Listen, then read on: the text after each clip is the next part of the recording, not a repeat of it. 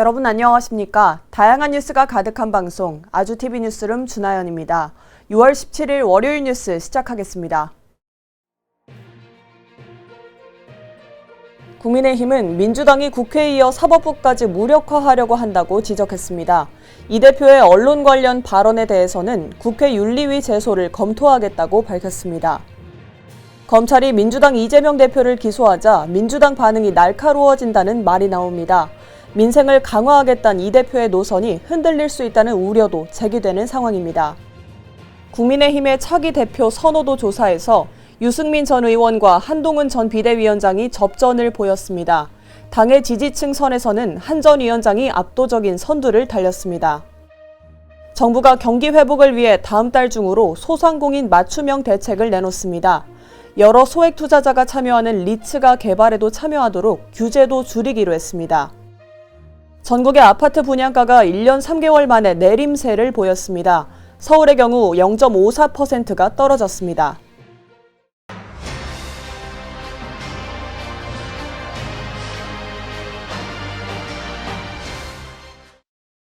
국민의힘이 민주당이 이재명 대표의 사법 리스크 방탄을 위해 국회에 이어 사법부까지 무력화하려고 한다고 지적했습니다. 이 대표가 언론을 검찰의 애완견이라고 말한 데 대해서는 국회 윤리위 제소를 검토하겠다고 밝혔습니다.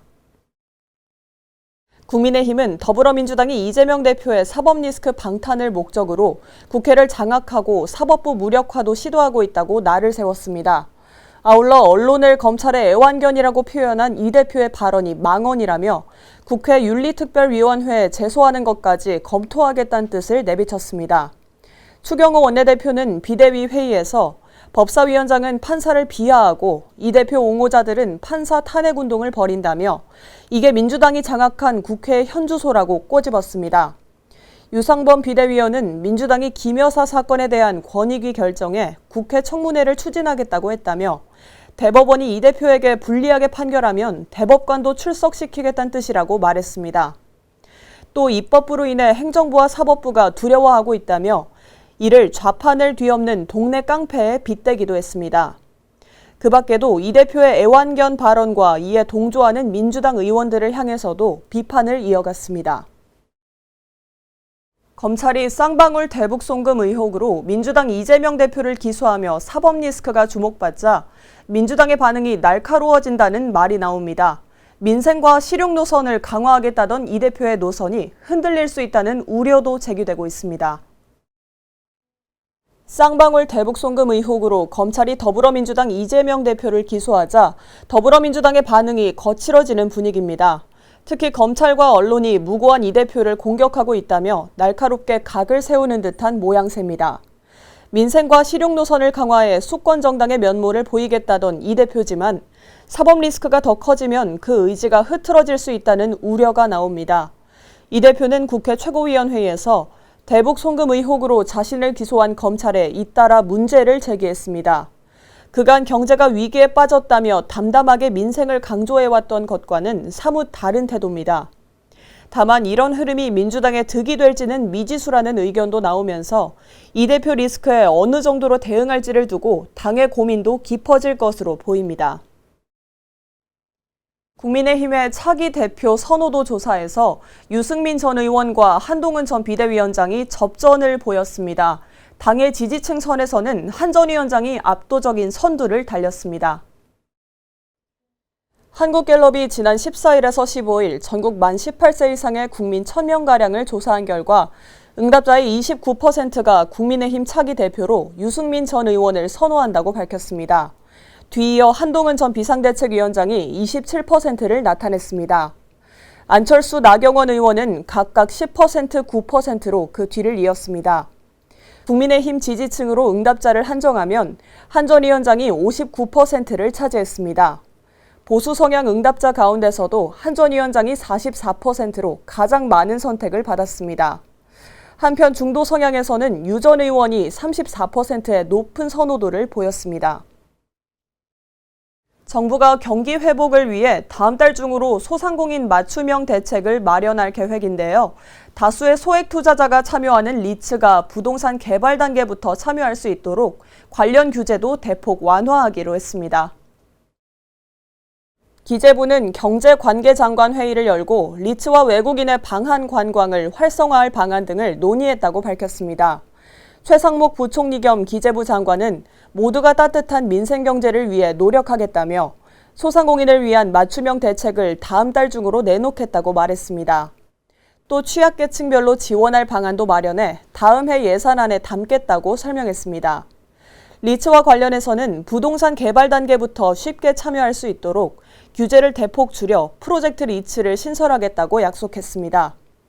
리츠는 다수 투자자에게서 소액을 모아 부동산에 투자한 뒤 수익을 배당하는 주식회사를 말합니다. 최 부총리는 리츠 투자 대상도 데이터 센터 등 유망 분야까지 확대하겠다고 강조했습니다. 전국의 아파트 분양가가 1년 3개월 만에 내림세를 보였는데요. 서울도 0.54% 떨어진 것으로 확인됐습니다. 계속해서 오르던 전국의 민간 아파트 분양가가 1년여 만에 하락했습니다. 주택도시보증공사에 따르면 전국 민간 아파트의 평균 분양가는 이전 달과 비교해 1.92% 떨어졌습니다. 지난해 2월 1일 1년 3개월 만에 내림세를 보인 건데 일부 지방을 제외한 모든 권역에서 분양가가 줄었습니다. 서울과 수도권, 5대 광역시와 세종시에서 하락하는 흐름을 나타냈고 기타 지방은 이전 달과 같은 가격을 형성했습니다. 다만 지난해 같은 달과 비교하면 많게는 24% 이상 오른 것으로 확인됐습니다. 업계 관계자는 자재 가격이 지난해 최고치를 찍은 뒤 안정되긴 했지만 집값은 여전히 오르고 있다고 봐야 한다고 설명했습니다. 중소기업중앙회가 올해 처음으로 납품대금 제값받기 위원회를 열었는데요. 납품대금 연동제를 활성화할 방안을 논의했다고 합니다. 중소기업중앙회는 올해 들어 처음 개최된 납품대금 제값받기 위원회에서 납품대금 연동제 활성화 방안과 개정 사항을 논의했다고 전했습니다.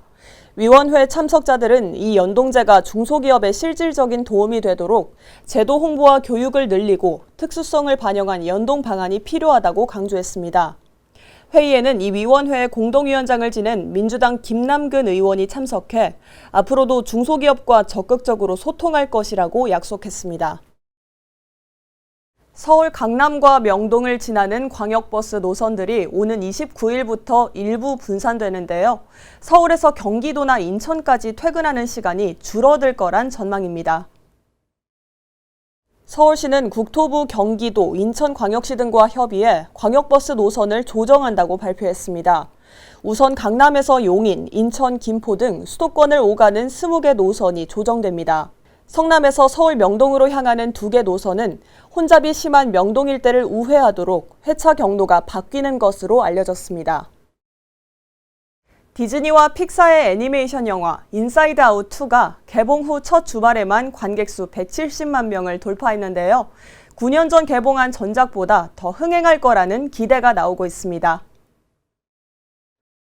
영화계에 따르면 인사이드 아웃 2는 지난 주말 사흘간 175만여 명이 관람하며 박스오피스 정상에 올랐습니다. 지난 12일 개봉한 이 영화는 지금까지 누적 관객 수 208만 명을 넘겼습니다. 미국 소녀 라일리의 내면을 다양한 감정 캐릭터로 그린 이 작품은 이번 시리즈에서 불안이를 비롯한 캐릭터들을 추가했습니다. 이어서 날씨 전해드리겠습니다. 월요일인 오늘 종일 더위의 기세가 강했는데요. 내일과 모레는 날이 더 더워지겠습니다. 경기 남부와 전남, 대구와 부산 등에 오전부터 폭염주의보가 내려졌는데요. 서울은 30도, 강릉은 33도까지 오르는 등 낮 기온이 어제보다 높은 곳이 많았습니다. 내일과 모레는 오늘보다 더 덥겠는데요. 서울의 최고 기온이 내일은 33도, 모레는 34도까지 오르면서 올해 들어 가장 높겠습니다. 대구는 내일 낮 기온 34도, 모레는 35도까지 치솟을 예정입니다. 더위에 지치지 않도록 이번 한 주 건강관리에 신경 쓰셔야겠습니다. 한편 제주에서는 낮부터 약한 비가 시작됐는데요. 저녁까지 5mm 안팎의 비가 더 내리겠습니다. 또 강원 영동 지역엔 강한 바람이 부는 만큼 시설물 관리 잘 해주시길 바랍니다. 오늘 준비된 뉴스는 여기까지입니다. 월요일 아주TV 뉴스룸 마칩니다. 저희는 내일 저녁 6시에 다시 찾아뵙겠습니다. 시청해주신 여러분 고맙습니다.